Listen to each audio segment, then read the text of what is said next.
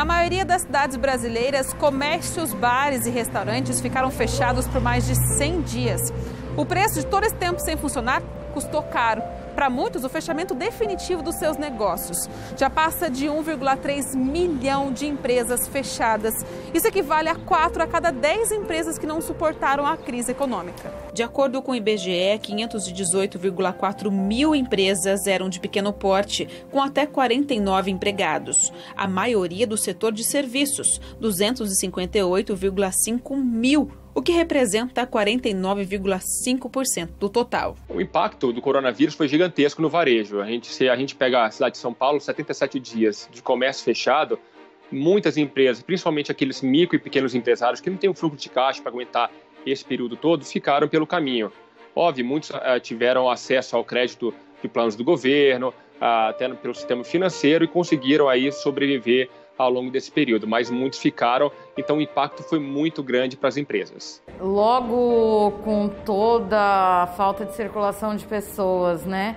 E aí a indicação do governo para fechamento do comércio, principalmente, nós fizemos pesquisas já ali logo nos primeiros 15 dias para entender como isso tinha acontecido, né, como isso tinha sido sentido pelas micro e pequenas empresas, até mesmo para avaliar o caixa, né, por quanto tempo essas empresas conseguiriam permanecer no mercado com caixa que elas já tinham.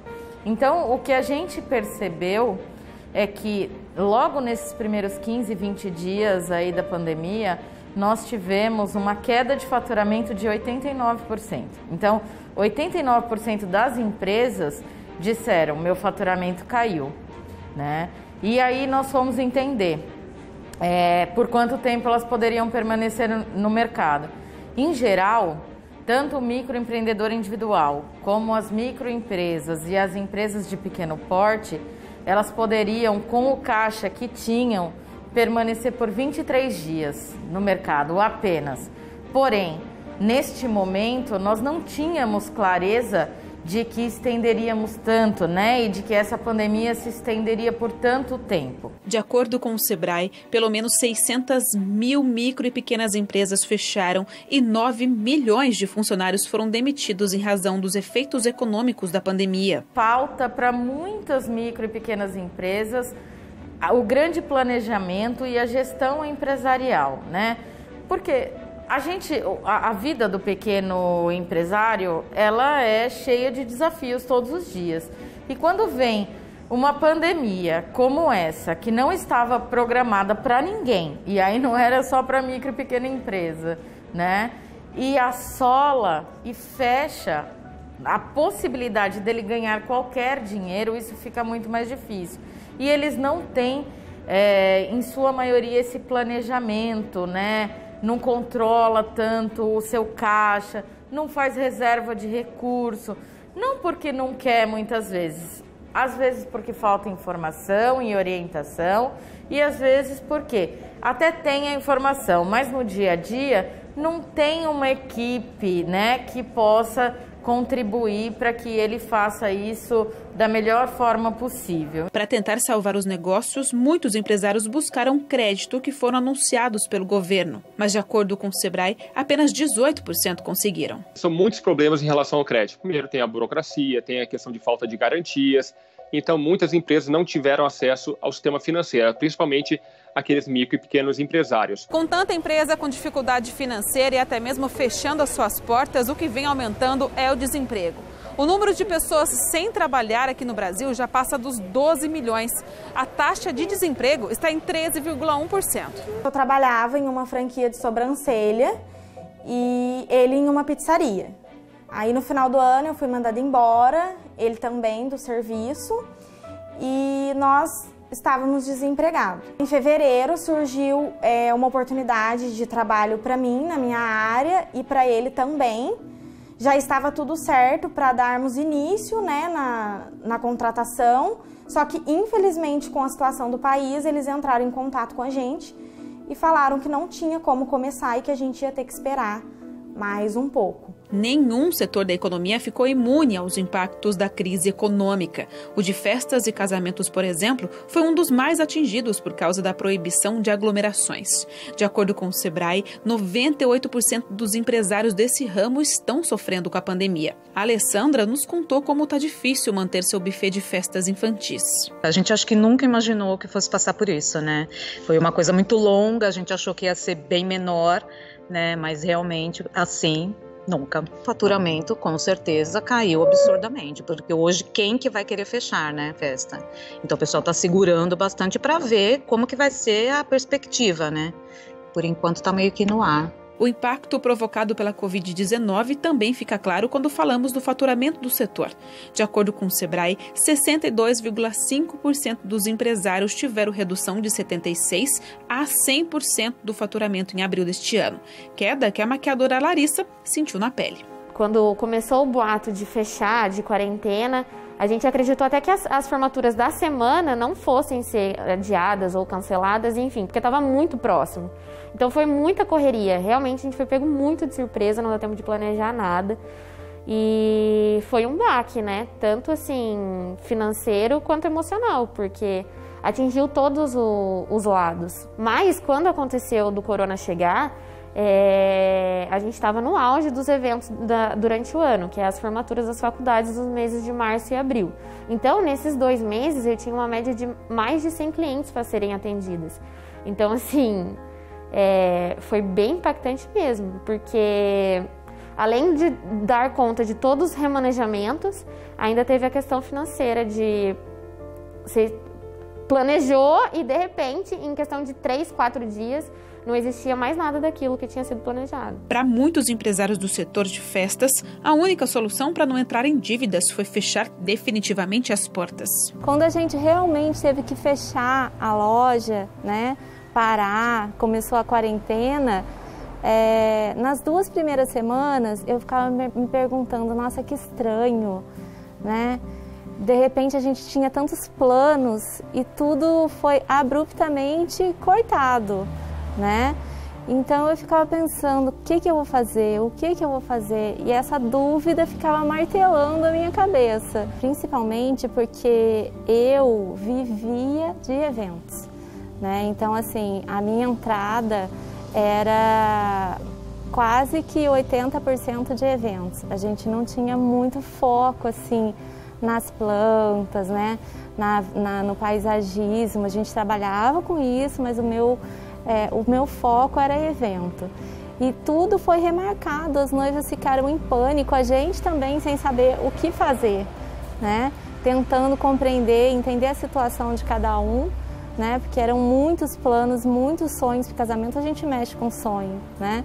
Então começamos a reagendar, tentar fazer todos os fornecedores coincidirem aquelas datas, e a gente ainda não conseguiu fazer isso com todos, mas estamos fazendo o melhor possível. Eu tinha recém-inaugurado uma loja no shopping e pra gente foi assim um momento muito feliz, porque era uma vitrine, né? Nos trazia muita visibilidade, né, para o trabalho, tanto da planta, da decoração, quanto do evento. Então, assim, foi muito bom enquanto eu estive lá. No pouco tempo, nós fizemos muitos clientes. E isso é muito legal, porque quem gosta de planta, a pessoa começa a te seguir, começa a gostar do atendimento. Isso é muito jóia. Foi muito bom esse período. E quando fechou, por ser em shopping e a gente tinha funcionários lá, então conversando com meu esposo e colocando na ponta do lápis tudo isso, nosso planejamento para o ano, porque a gente já vinha com um planejamento para o shopping, nós tomamos a decisão, foi muito difícil. As medidas de isolamento social também atingiram em cheio as viagens e o setor de turismo. O setor de turismo é um dos mais importantes quando falamos de geração de renda e de emprego no Brasil e no mundo. Mas foi também um dos setores, se não o setor, mais atingido com a pandemia do coronavírus. Com o fechamento dos aeroportos, das fronteiras e também do cancelamento de tanta viagem, a queda no faturamento aqui do setor no Brasil chegou a mais de 62 bilhões de reais. O setor do turismo, ele sofreu um impacto financeiro muito grande. nós paramos de vender de uma hora para outra, né? Então, nós estávamos acostumados a fazer vendas diariamente, a fazer pacotes, a vender passagens aéreas e de repente, a gente parou de fazer qualquer tipo de venda e passamos a trabalhar fazendo realocações e reacomodações. Então, assim, o impacto financeiro para o nosso setor e para as agências de turismo foi muito grande. Essa empresa tem 4 agências de viagens na região do Vale do Paraíba, no interior de São Paulo. O impacto no setor começou antes mesmo da pandemia chegar no Brasil. Os primeiros impactos que nós sentimos foram para as viagens para a Ásia, né, para internacional.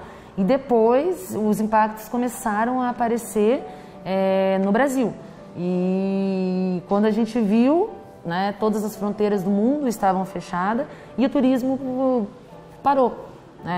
Você não ia, né, para nenhum lugar, você não podia mais usufruir da liberdade de pegar o seu carro e fazer uma viagem, ou de, né, aquela viagem que você estava esperando, de repente ela não poderia mais ocorrer. Então, assim, foi tudo muito, muito rápido e a gente só teve tempo mesmo de começar a fazer as remarcações e elaborar as estratégias aí para os próximos meses. Impacto também para os comerciantes. Quando falamos do número de empresas que foram fechadas, o setor do comércio foi o segundo mais impactado pela pandemia do coronavírus. De acordo com o IBGE, só esse setor foi responsável pelo fechamento de 192 mil empresas. Certamente o comércio é um dos setores mais impactados pela essa pandemia. Óbvio que você pega o setor de supermercados, farmácias, esses sofreram menos porque são bens essenciais. Mas, porém, o setor de farmácias, por mais que seja um setor essencial, perdeu o fôlego, porque as pessoas fizeram as compras de álcool em gel, antialérgico, antitérmico, lá para março e abril, no sentido de proteger ou ter alguma precaução em relação à crise. Mas outros setores, como eletrodomésticos, veículos, vestuário, esses sofreram bastante durante a crise. Mas comércio e o setor de serviços foram bastante impactados pelo coronavírus. A Adriana tinha uma loja de roupas em uma das principais avenidas da cidade de Lorena, no interior de São Paulo. Mas por causa dos altos custos para manter o local e o pouco dinheiro entrando, ela teve que mudar de ponto para não fechar as portas. O princípio foi bem triste, assim, que a gente já vinha sofrendo uma crise, uma diminuição das vendas, né? Os clientes já não estavam procurando, já não estavam com tanta procura, porque o impacto da pandemia, meses atrás, já estava afetando a economia aqui no Brasil. A gente já estava sentindo essa fraqueza nos comércios. Aí, de repente, chegou a pandemia e a gente teve que fechar e aí pareceu que realmente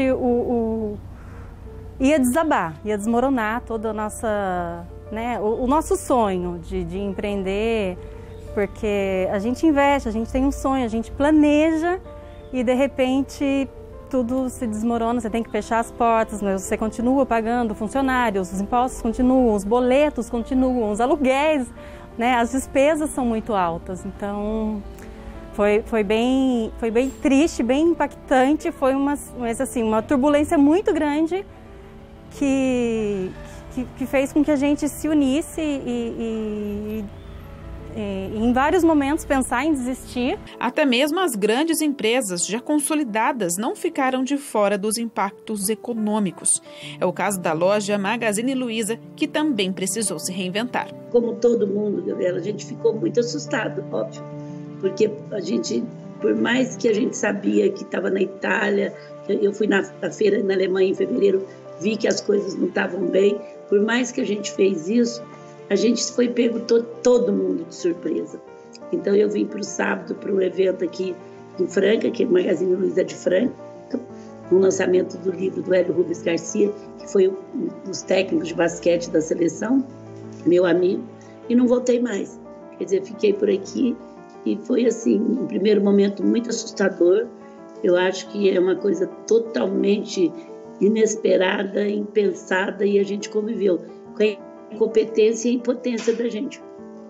Mas aí os 2 dias eu fiquei muito assustada, acho que como todo mundo, mas eu sempre procuro pegar meu eixo, o que eu posso servir, o que eu posso fazer e começar a fazer alguma coisa, porque se você não faz também, você fica muito mais depressiva.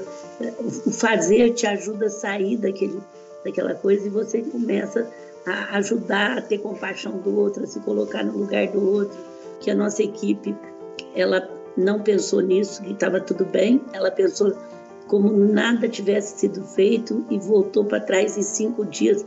Eles criaram programas maravilhosos, que foi o Parceiro Magalu, que todo mundo está falando, que foi aquele autônomo, aquele que tinha ficado desempregado, de repente ele podia ser vendedor do Magazine através do seu celular e podia vender para os amigos e ganhava uma comissão, ainda recebia treinamento de digital.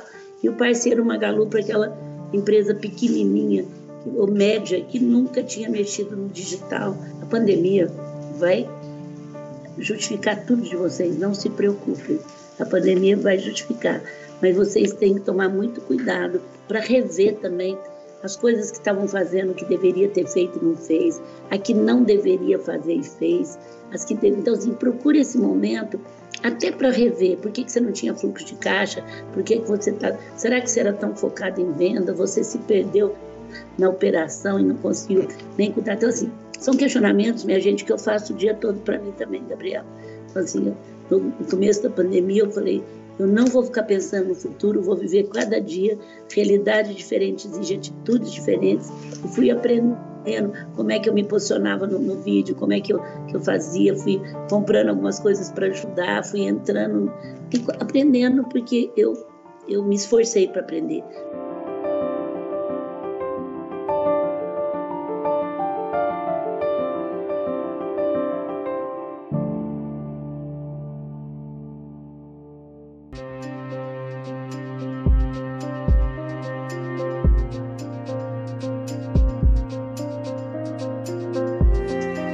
Para garantir a sobrevivência do negócio, os empresários tiveram que lidar com 2 fatores importantes: a flexibilidade e a resiliência. Nós vimos, que a maioria das empresas, elas buscaram aí depois desse período uma reinvenção, O primeiro, o brasileiro, o empreendedor, ele é muito resiliente. Então ele foi buscar a solução. Mudar seu modelo de negócios, ampliar o seu modelo de negócios para se sobressair da crise. Algumas empresas, mas foram poucas.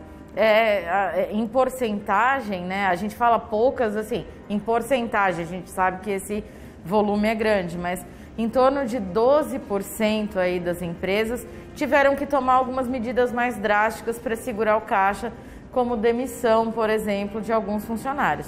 Mas muitas deram férias coletivas, reduziram a jornada de trabalho e o salário, foram para os deliveries, para as vendas online, porque essa foi a grande transformação, com a pandemia.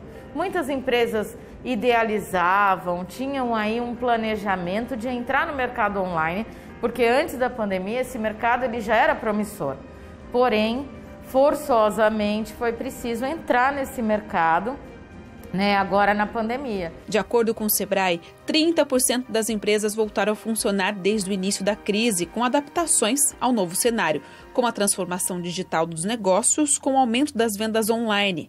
Houve um aumento de 37% para 44% das empresas que estão utilizando ferramentas digitais para se manterem em funcionamento. Os empresários tiveram que se reinventar da noite para o dia durante a crise. Tiveram que se readaptar a uma nova realidade das pessoas em casa, com restrição de renda. Então, o e-commerce, o comércio online, foi uma grande alternativa para, pelo menos, desovar o seu estoque.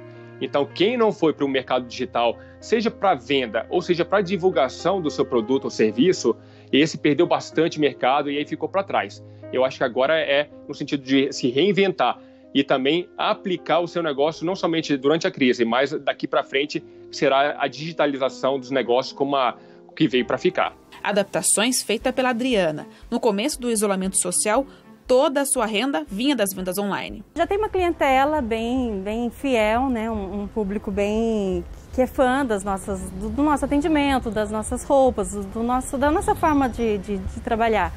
Então, essas mesmas pessoas que procuram, como elas não saem de casa, então a gente vai até eles. E o interessante é que isso perdura, porque hoje ainda, apesar do comércio estar aberto, as pessoas ainda continuam, muitas delas evitam sair de casa.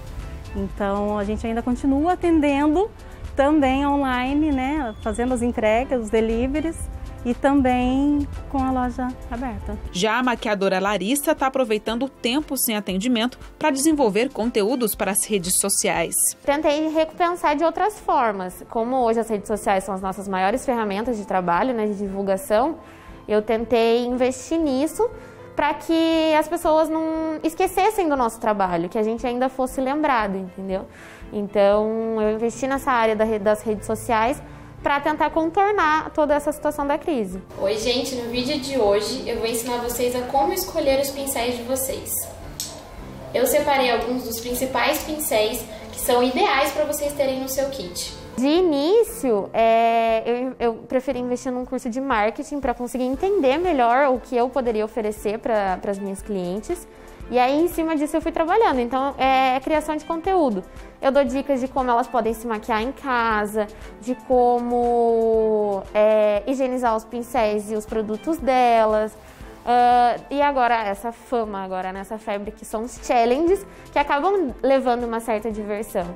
Então, é esse tipo de conteúdo que eu tenho entregado para elas, para não só fazer uma ferramenta do meu trabalho, mas também para levar um pouco de diversão para quem está em casa. Além do computador e do celular, muita gente encontrou uma saída para o desemprego na cozinha de casa. Isso mesmo, sabe aquela amiga que vende bolo, aquela conhecida que faz salgado? Foi a solução de muita gente. A Nicole e o Jefferson, por exemplo, encontraram uma receita de família, a forma de ganhar dinheiro. Essa receita eu sempre fiz para a família. Almoço de domingo, aniversário, fazia entre nós. E nesse dia a gente ia jantar na casa de um amigo nosso. E eu falei, eu vou fazer, faz tanto tempo que eu não faço, eu vou fazer uma receita de bala baiana pra gente levar. E eu fiz essa receita e eu postei no status do WhatsApp. E muitas pessoas começaram a perguntar, quem que vende? Onde que você comprou? Aí eu falava, gente, eu que fiz, eu que faço. Mas você faz pra vender? E aí eu fiquei com essa... E agora, eu faço ou não faço? A gente estava apertado, sem dinheiro, sem trabalhar, as contas praticamente todas atrasadas. Eu falei, não, vamos começar a fazer? Daí ele falou, não, você que sabe. Eu falei, então eu vou começar a fazer. E aí eu fiz um dia e postei. E desde então, o pessoal não parou de pedir, a gente foi criando novas ideias, como as balas recheadas. E a gente está aí até hoje fazendo... Graças a Deus, todo final de semana a gente tem bastante cliente aqui da nossa cidade. Bastante mesmo. A ideia deu tão certo que eles vendem por semana cerca de 1.000 balas. Hoje a fonte de renda nossa são as balas. A gente nunca imaginou que ia viver, né, vendendo bala baiana. Então essa situação do país e do mundo, né, foi até bom em termos pra gente, porque... a gente teve novas ideias e teve uma nova ideia para empreender, né? E começar a vender. Então, pra gente tá sendo ótimo e a intenção não é parar, é viver disso pro resto da vida, quem sabe, entendeu? A gente saiu da comodidade, né? Que era esperar uma porta de emprego, alguém dar uma oportunidade pra gente. A gente fez da crise uma oportunidade. A gente viu, né, uma oportunidade da gente estar crescendo junto e fazendo algo bom para todo mundo. Momento também para usar a criatividade. A Alessandra decidiu vender festas compactas. Tudo vem prontinho nessa caixa para o aniversariante curtir em casa. A gente não esperava que fosse ser tão longa nessa quarentena. A gente imaginou que fosse ser menor. Quando a gente viu que começou a aumentar o tempo e sem perspectiva de volta, a gente vai ter que dar um jeito, porque parado não dá, porque as contas continuam chegando, né? E aí a gente começou, num primeiro momento, comercializar as coisas que a gente vende no buffet, que até era um pedido do pessoal, né, da gente levar as delícias do buffet para casa. Então a gente começou a comercializar parte de salgado, de doces, de decorados. E aí a gente viu que precisava algo mais, né? Como eu também tenho a empresa de recreação, a gente colocou a recreação online e tivemos aí a oportunidade de fazer a caixa, né? Uma caixa muito interessante porque ela é tipo uma caixa de presente e ao abrir ela vira uma mesa decorativa. Então, assim, é a festa completa na casa do cliente e a forma que a gente está tendo hoje de se virar, né? Então, foi uma maneira de se reinventar. O comércio ficou mais de 4 meses fechado. Só funcionava atividades essenciais. No começo de junho, os estados começaram a anunciar medidas de flexibilização para os comerciantes. É uma melhora relativa, né? É preferível abrir aí 4, 6 horas do que permanecer o comércio fechado. Por mais que essa demanda ainda volte numa circunstância pior, né? Com desemprego elevado, com restrição de renda, mas é preferível você ter alguma receita, até mesmo para esses empresários terem alguma condição de dar garantia para o sistema financeiro e tomar crédito. Mas, de qualquer forma, a gente vê uma ligeira recuperação, bem gradual, bem lenta, nada que a gente possa esperar aí para o próximo trimestre, de julho a setembro, mas eu acho que talvez no último trimestre, de outubro a dezembro, aí com a chegada do Black Friday, Natal, tem um estímulo a mais, um pouco mais de confiança, tanto dos empresários quanto dos consumidores. Então, a gente deve haver um nível de consumo um pouco mais elevado, nada muito além da expectativa para criar muito otimismo. A gente vai criar um cenário um pouco melhor no final do ano, para a gente começar 2021 uma condição muito mais favorável. Para essa retomada, várias medidas de segurança e de higiene tiveram que ser adotadas pelos empresários. Eu procuro higienizar o local antes, eu higienizo cadeira, bancada, todos os materiais, faço a higienização dos pincéis e após o atendimento também eu procuro higienizar os pincéis com álcool 70, deixo eles secarem e já em seguida já lavo. Em relação aos materiais,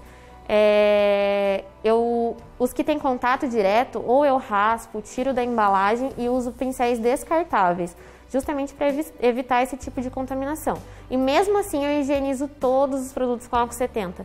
Sombra, blush, contorno, todos esses produtos em pós, além de serem raspados, eles também são higienizados com o álcool 70. Tem álcool em gel, tem todas as normas, né, que eles pedem, de colocar aviso, de que não pode entrar sem máscara, de que tem que passar álcool em gel, lavar as mãos toda hora, o mínimo de acessório possível.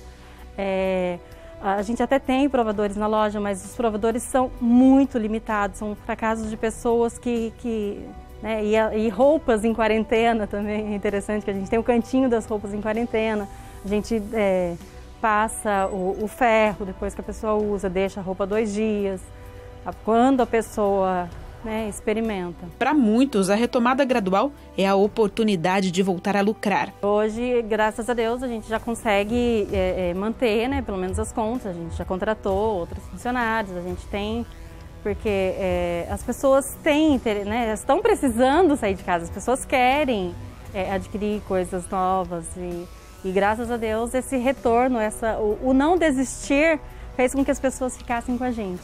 Por causa do desemprego e da diminuição da renda, os brasileiros mudaram as formas de consumo. E por isso a Adriana teve que adaptar seu negócio com peças de roupas mais baratas.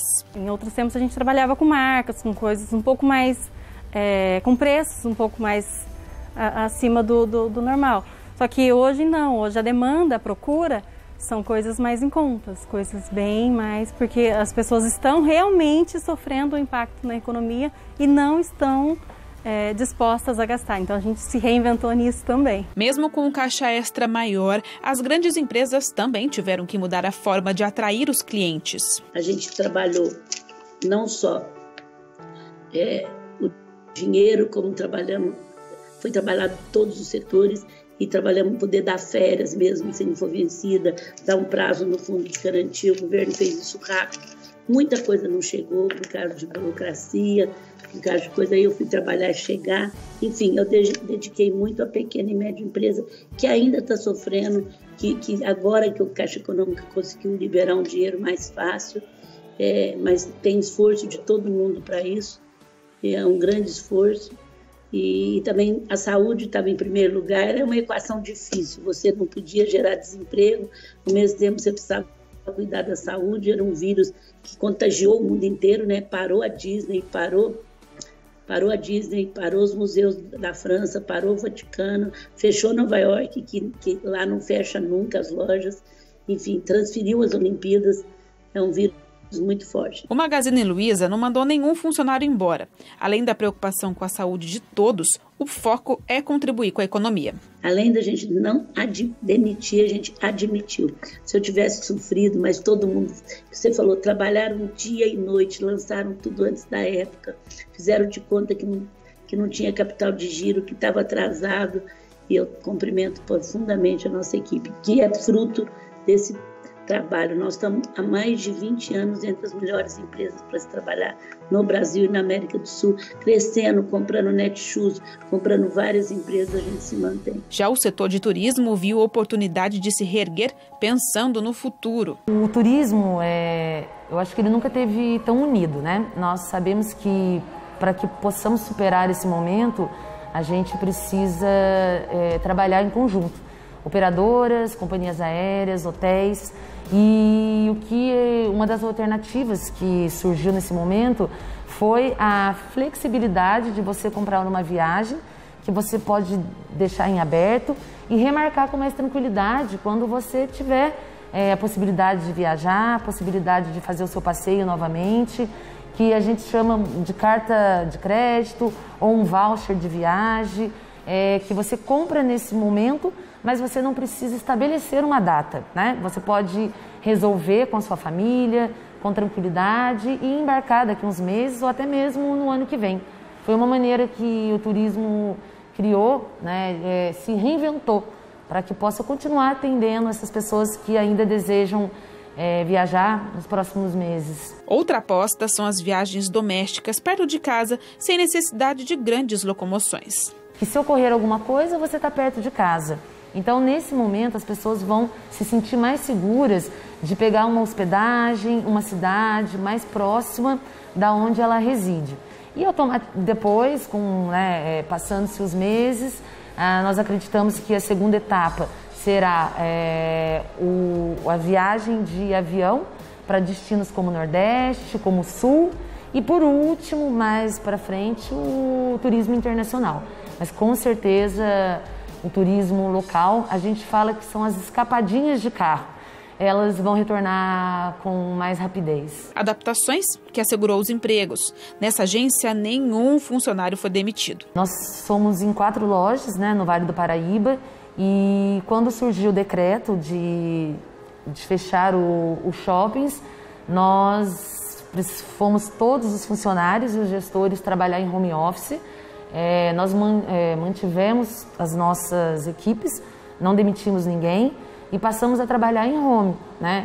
Também nos reinventamos, passamos a fazer as nossas reuniões semanais online e passamos a fazer as nossas remarcações de uma forma diferente. Nós sempre trabalhamos online, mas com certeza nesses meses de pandemia nós trabalhamos 100% online, né? Toda a nossa equipe em conjunto, para que a gente pudesse fazer essas realocações e conseguisse resolver os problemas dos nossos clientes.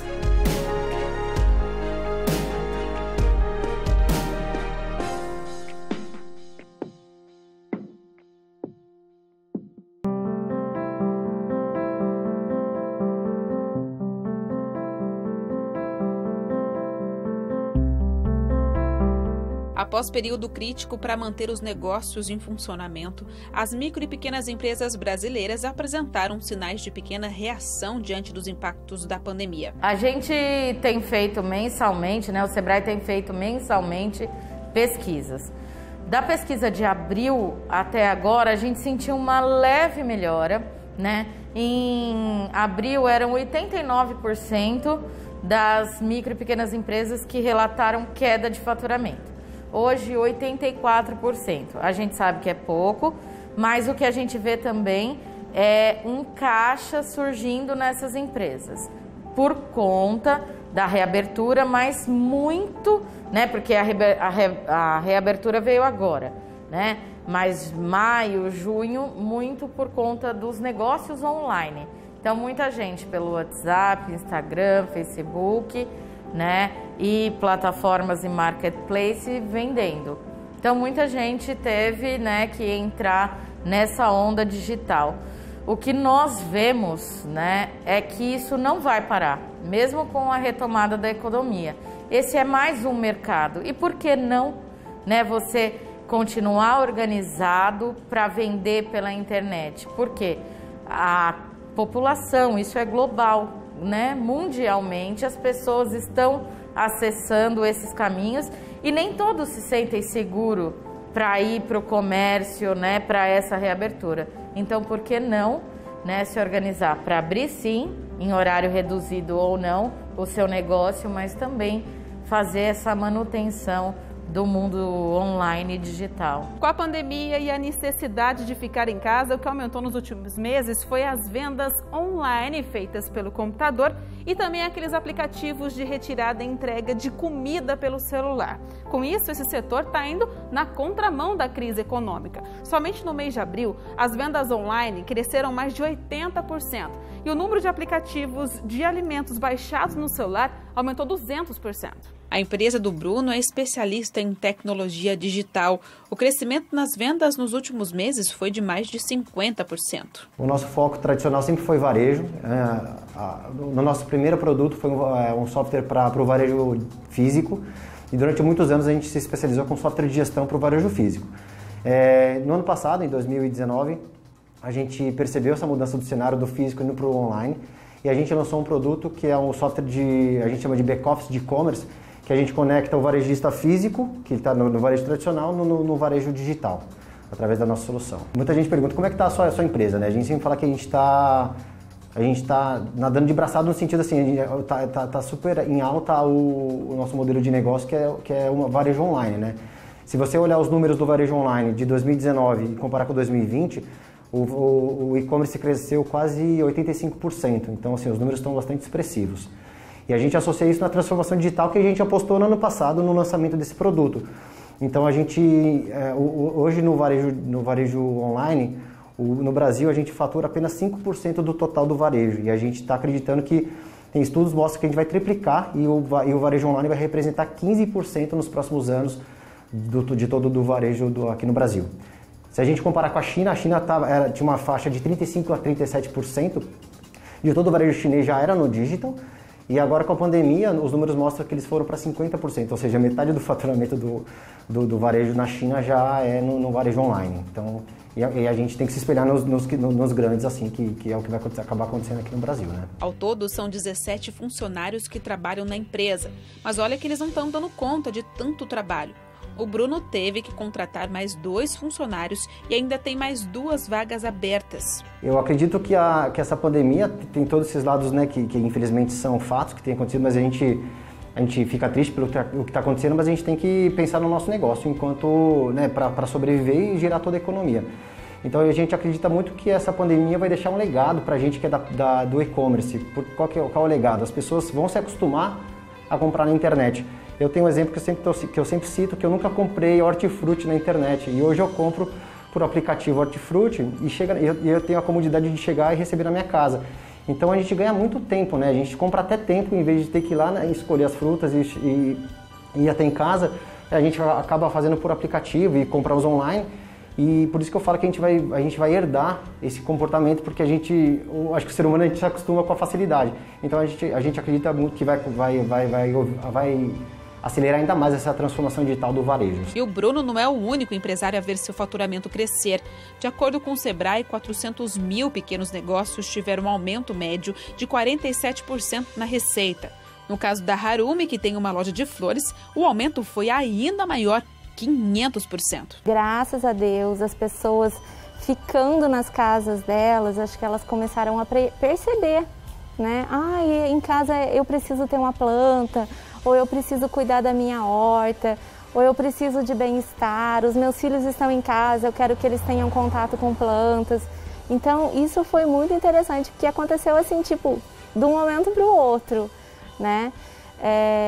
E começaram a entrar em contato com a gente e foi voltando gradualmente, né, aquele movimento e foi o que nos ajudou nos salvou mesmo. O Dia das Mães, o Dia dos Namorados também foi muito importante, porque como as pessoas estavam longe uma das outras, no Dia das Mães ainda mais, porque os filhos estavam de quarentena, os pais de quarentena, todo mundo afastado, né?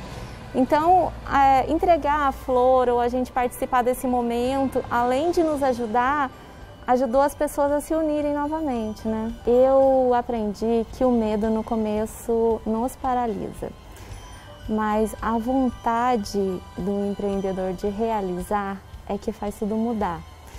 Você entender a necessidade da pessoa naquele momento foi o que me ajudou. A necessidade dessas pessoas de terem contato com plantas, de poderem ter esse bem-estar, nos ajudou muito, né? Atender bem o cliente, atender rápido, né? E dar o melhor da gente foi muito importante, fez toda a diferença. Oportunidade de crescimento também na quitanda da Tamires.